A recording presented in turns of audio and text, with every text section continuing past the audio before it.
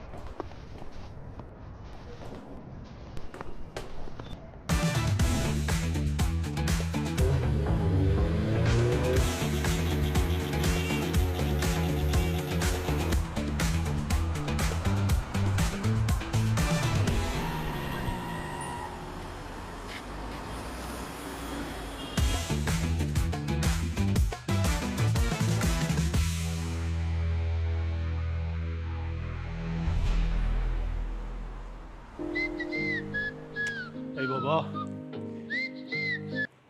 الو. الو. جناب خان. سلام چطوری؟ آقای کیایی؟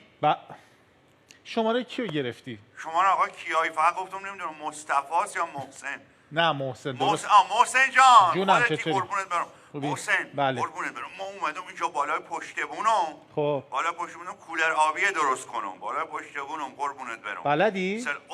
صورت بلدم استاد کولر آبی هستم. آخه کولر کجا رو درست کنی؟ کولر بالای پشتبون. خب کولر که درست بود که. نه این کولر آبی اومدم سایبون بزنم بالا تو گرما. میگن این سایبونه بزنی 20% تو آب صرفه جویی میکنه، 30% تو برق.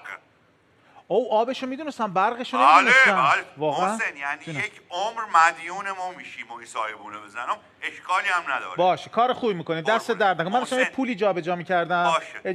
جان. محسن جانم. قربونت به این پسر محمود بگو سیبیلوه هست کیسه میاره لک‌لکیه. قربونت بگو اینجا کم گرمه، یه لیوان شیر آووکادوی خنک بریم و بیارم و بخورم، خیلی گرمه. باشه حالا تو کارتو بکن، کارتو انجام بده. من میگم بیاره. باشه فعلا. خدا. محمود یه شیر آووکادو